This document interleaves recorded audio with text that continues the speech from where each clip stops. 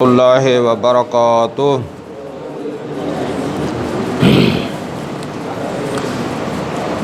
اعوذ باللہ من الشیطان اللعین الرجیم، بسم اللہ الرحمن الرحیم۔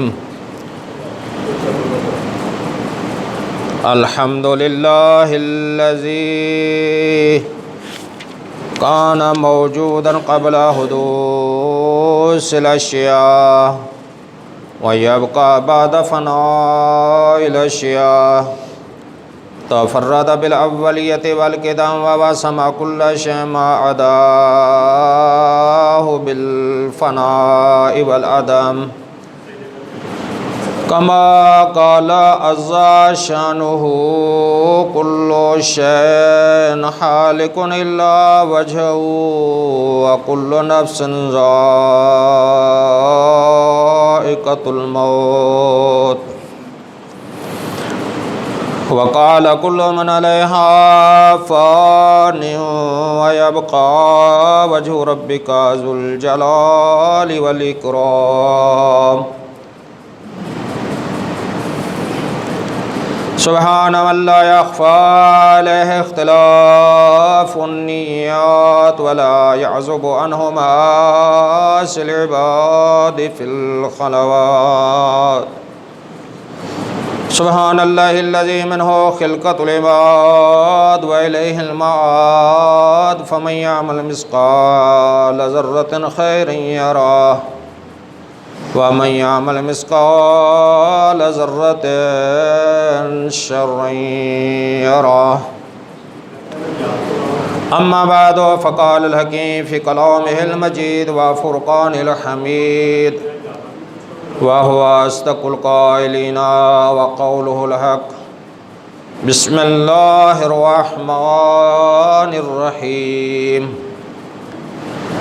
وَلْتَكُن مِّنكُمْ أُمَّةٌ يَدْعُونَ إِلَى الْخَيْرِ وَيَأْمُرُونَ بِالْمَعْرُوفِ وَيَنْهَوْنَ عَنِ الْمُنكَرِ وَأُولَئِكَ هُمُ الْمُفْلِحُونَ، وقال رسول الله صلى الله عليه وآله وسلم، إن الحسين مصباح الهدى وسفينة النجاة، صلوات صلی اللہ علیہ۔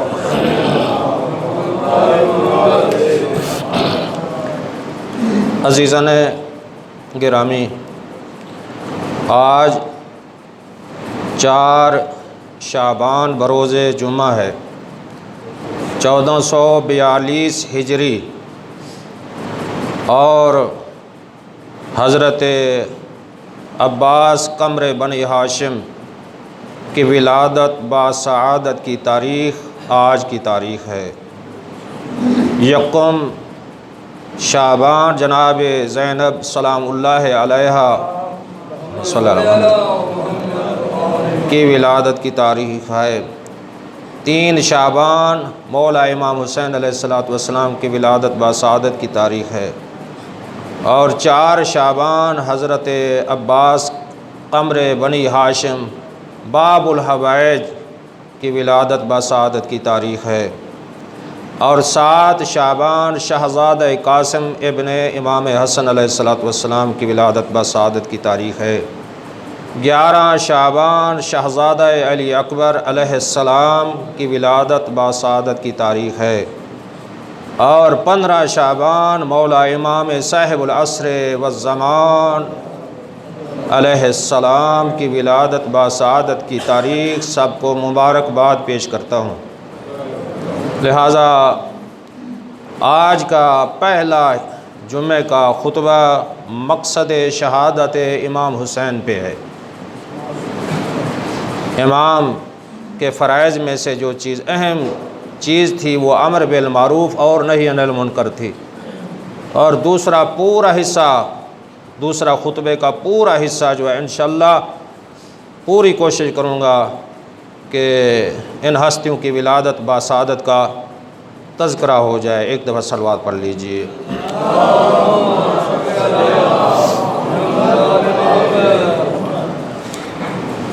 اللہ تبارک و تعالی ارشاد فرماتا ہے وَلْتَكُن مِّنكُمْ أُمَّةٌ يَدْعُونَ إِلَى الْخَيْرِ وَيَأْمُرُونَ بِالْمَعْرُوفِ وَيَنْهَوْنَ عَنِ الْمُنكَرِ وَأُولَئِكَ هُمُ الْمُفْلِحُونَ۔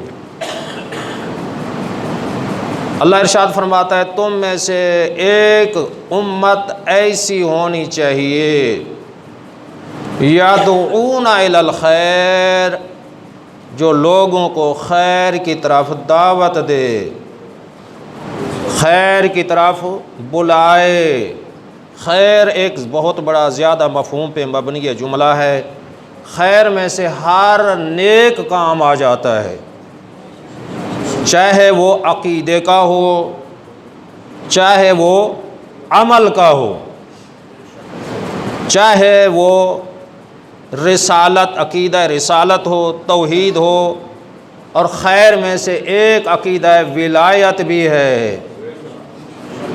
اور اس میں بہت بڑا زیادہ مفہوم ہے۔ جس چیز پہ لفظ خیر صادق آتا ہے وہ عقیدہ بھی ہے اور عمل بھی ہے، لیکن آگے والے جملے میں فرمایا یامرون بالمعروف، اور امر بالمعروف کے فریضے کو انجام دے۔ امر بالمعروف کا مفہوم و مطلب کیا ہے؟ اس کا معنی کیا ہے؟ امر بالمعروف یعنی نیکی کا حکم دینا۔ فقط نیکی کا حکم دینا مراد نہیں ہے کہ حکم دینا ہے، سب سے پہلے جس چیز کا حکم دینا ہے اس پر خود بھی عمل کرنا ہے۔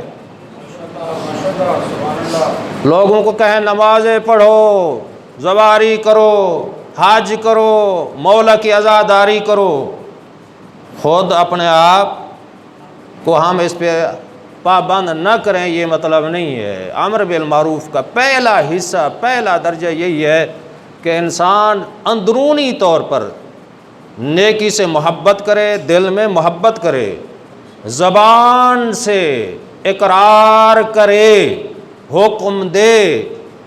تو یہ دو مرحلے ہیں۔ تیسرا مرحلہ میں آخری حصے میں اس کا بیان کروں گا، جو مولا کے خطبہ میں یہ جملہ موجود ہے، تو اس لیے فرمایا نیک کام خود، لما تقولون ما لا تفعلون۔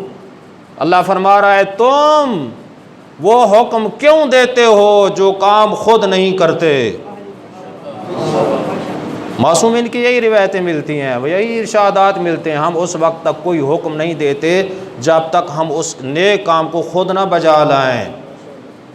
خود ہم یہ نیک کام کریں گے پھر حکم دیا جا رہا ہے۔ امر بالمعروف کا یہ ہے، پھر یہ نہیں ہے کہ خود متقی بن جاؤ، نماز پڑھو، روزہ رکھو، حج کرو، فلاں کرو، لیکن خود کوئی کام خلوت میں کچھ اور کرو، جلوت میں کچھ اور کرو، یہ مفہوم نہیں ہے۔ عملی طور پر ثابت کرنا ہوگا۔ تو فرمایا وَيَنْهَوْنَ عَنِ الْمُنْكَرِ، برائی سے روکو، لیکن کس طرح؟ پہلے برائی سے دل میں خود نفرت کرو، برائی سے نفرت کرنا ضروری ہے، پھر زبان سے روکو، پھر تیسرا مرحلہ میں آخری خطبے میں بیان کروں گا اس جملے میں۔ تو فرمایا یہ کیا ہے؟ 3 مراحل ہوتے ہیں، دل سے بھی نفرت کرنا، اور زبان سے حکم دینا، اور سختی کرنا، میدان میں آنا۔ تو یہ 3 مرحلے مولا نے نہج البلاغہ میں ارشاد فرمائے ہیں۔ تو برائی سے خود نفرت کرنا ضروری ہے، پھر روکو۔ اگر انسان خود نماز نہیں پڑھتا، دوسروں کو کہے نماز پڑھو، خود زکوٰۃ نہیں دیتا، دوسروں کو کہے زکوٰۃ دو، یہ نہی عن المنکر کا مفہوم یہی ہے۔ تو اگر ایسا کرو گے وَأُولَئِكَ هُمُ الْمُفْلِحُونَ، تو فرمایا یہ گروہ، یہ قوم، یہ امت جو امر بالمعروف اور نہی عن المنکر کے فریضے کو انجام دینے والی ہے، تو انشاءاللہ اللہ فرما رہا ہے یہی لوگ کامیاب ہیں۔ کسی شاعر کا قول میں نے نہیں پڑھا، کسی عام آدمی کا کلام میں نے نہیں پڑھا، یہ روایت بھی نہیں ہے کوئی کہے کہ راوی ضعیف ہیں، یہ اللہ کا کلام ہے۔ اللہ کا کلام پڑھ کر سنایا۔ یہی مفہوم تھا جس وقت مولا امام حسین علیہ السلام مدینہ کو چھوڑنے لگے، تو یہی جملے ہر مقتل کی کتاب میں آپ کو ملیں گے کہ مولا نے یہی ارشاد فرمایا میں نانے کے مدینوں کو اس لیے چھوڑ رہا ہوں تاکہ امر بالمعروف اور نہی عن المنکر کے فریضے کو انجام دوں۔ یہی انبیاء کی محنت کا نتیجہ ہے۔ حقیقت ہے یہ ایسا جملہ ہے، اگر اس پہ غور کیا جائے تو بہت بڑا عمدہ جملہ ہے۔ جتنا انبیاء ما سلف کی امتوں میں عذاب نازل ہوئے ہیں نا، یعنی امتوں کی نافرمانی جب انہوں نے کی، تو جب لوگ امر بالمعروف نہی عن المنکر، نیک لوگ تھے لیکن برائی سے نہیں روکتے تھے، جس وقت عذاب نازل ہوا ہے نا، فقط گناہ گاروں پہ نہیں ہوا ہے، بلکہ یہ روایت صحیح ہے حضرت شعیب علیہ السلام کی، اور مختلف مفسرین نے قرآن کی تفاسیر میں نقل کیا ہے کہ 1,00,000 افراد پر عذاب نازل ہوا، ان میں سے 60,000 غالباً نیک تھے، 40,000 گناہ گار تھے۔ جب 40,000 پہ عذاب نازل ہوا تو 60,000 نیک بھی اس عذاب میں کی گرفت میں آ گئے۔ کیوں آئے؟ خود اس کی کوئی ان کی برائی نہیں تھی، خود نیک کام کرتے تھے، برائی سے نہیں روکتے تھے۔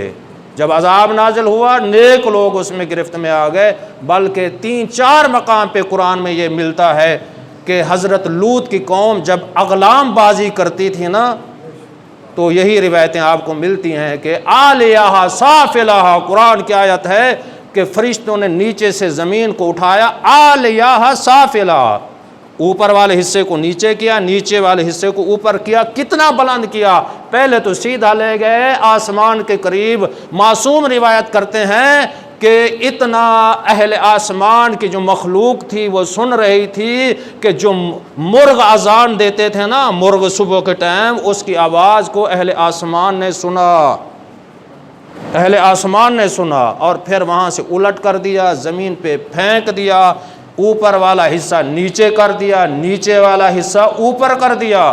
اس میں سب گناہ گار نہیں تھے، وہ لوگ بھی شامل تھے جو کیا کرتے تھے؟ برائی کو منع نہیں کرتے تھے۔ یہی مثالیں ملیں گی، حضرت نوح کی قوم غرق ہوئی، یہی مثال ملے گی۔ حضرت موسیٰ کی امت پہ 10 قسم کے عذاب نازل ہوئے، قرآن کی سورہ بقرہ گواہ ہے۔ خنزیر بن جاتے تھے، بندر بن جاتے تھے، سابقہ انبیاء۔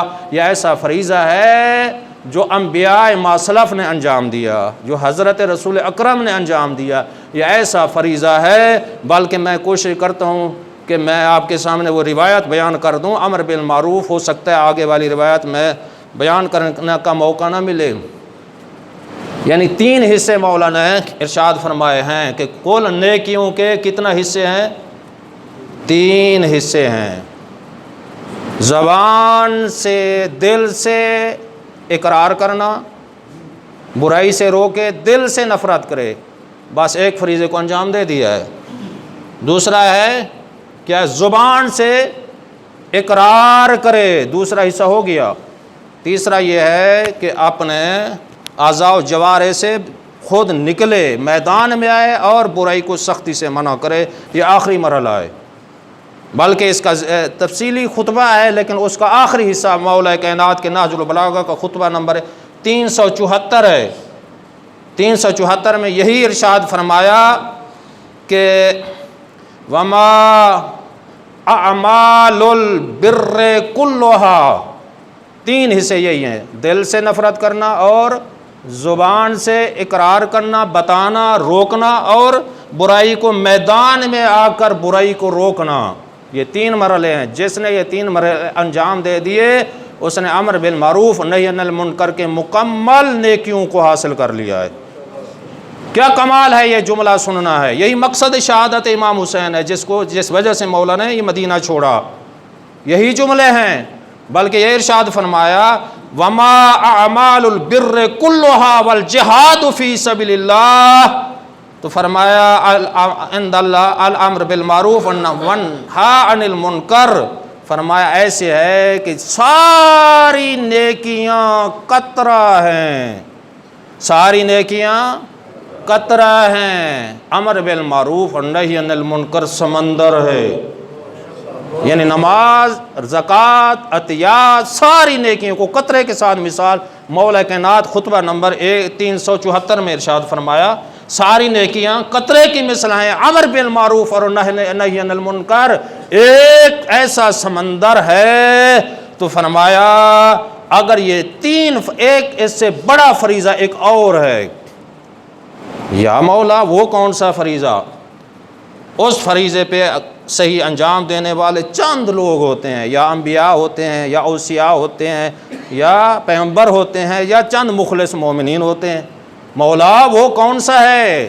فرمایا ایک بڑی سب سے کائنات میں امر بالمعروف اور نہی عن المنکر سے ایک اوپر ایک اور درجہ ہے۔ یا مولا وہ کون سا ہے؟ تو مولا نے ارشاد فرمایا وہ یہ ہے کہ ظالم، فاسق، فاجر، سلطان، بادشاہ کے سامنے کلمہ حق بیان کرنا اگرچہ آپ کی زبان کٹ جائے، اس سے بڑھ کر کوئی اور نیکی نہیں ہے۔ نماز، روزے، زکوٰۃ تیرا آپ کا کام ہے، تجھے فائدہ دیں گی۔ سب سے بڑی نیکی کیا ہے؟ ظالم کو مقابلہ کرنا۔ فرعون کے پاس گئے حضرت موسیٰ، اور مولا امام حسین علیہ السلام کی یزید کی کسی بات کو قبول نہیں کیا، نانے کے دیا یہی کہا حلال محمد حلال الی یوم القیامہ و حرام محمد و حرام الی یوم القیامہ۔ جس چیز کو میرے نانے نے حلال قرار دیا ہے وہ چیز قیامت تک حلال رہے گی، جس چیز کو میرے نانے نے حرام قرار دیا ہے وہ چیز قیامت تک حرام رہے گی۔ مال، جان، اولاد کی قربانی دے دوں گا لیکن میں نے اپنے نانے کے دین کی حفاظت کرنی ہے۔ یہی مقصد شہادت امام حسین ہے۔ صلوات پڑھ لیجئے۔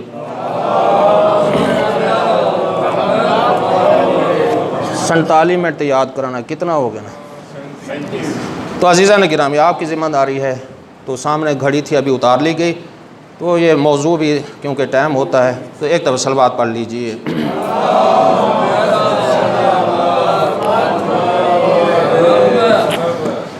تو عزیزان گرامی یہی مقصد کیا ہے؟ شہادت امام حسین ہے۔ تو بلکہ میں ایک حصہ سورہ مدثر کی آیت ہیں، یہ ایسے فرائض ہیں محترم، حقیقت ہے، اللہ کی ذات گواہ ہے۔ ہو سکتا ہے ہم اور بھی بہت سے معاملات میں پکڑے جائیں، یا ہو سکتا ہے چھوٹ بھی جائیں، ہو سکتا ہے چھوٹ بھی جائیں، لیکن ایک مرحلہ جو ہے نا امر بالمعروف نہی عن المنکر والا فریضہ، ہم اپنے آپ کو تبلیغ کرتے ہیں، بتاؤ اپنی اولاد کو تبلیغ کرتے ہیں، یونیورسٹی، کالج، ڈاکٹر، پتہ نہیں بناؤ، خوب بناؤ، کوئی ممانعت نہیں ہے، مولا نے منع نہیں کیا، کتنا خرچ کرتے ہیں۔ دین مظلوم ہے، علماء کی کیوں قدر نہیں ہے؟ قرآن پڑھنے والے کو کیوں اہمیت نہیں ہے؟ ہم حقیر سمجھتے ہیں دین کو۔ کتنا ہم اپنے بچوں پہ خرچ کرتے ہیں، جب سکول جائیں وین کا خرچہ، فیس، مختلف چیزوں کا خرچے ہوتے ہیں نا محترم، لاکھوں روپے خرچ کرتے ہیں، لیکن مسجد میں یہ نہیں ہے کہ کوئی قرآن پڑھنے کے لیے۔ مدارس کی یہی حالت ہے، جا کر دیکھیں، اور بحث ہوئی ہے ہمارے مختلف علماء نے، میں نے یہی مشورہ دیا ہے کہ کیا وجہ ہے جی، کیا وجہ ہے؟ مدارس خالی ہیں، مساجد خالی ہیں، اہمیت نہیں ہے۔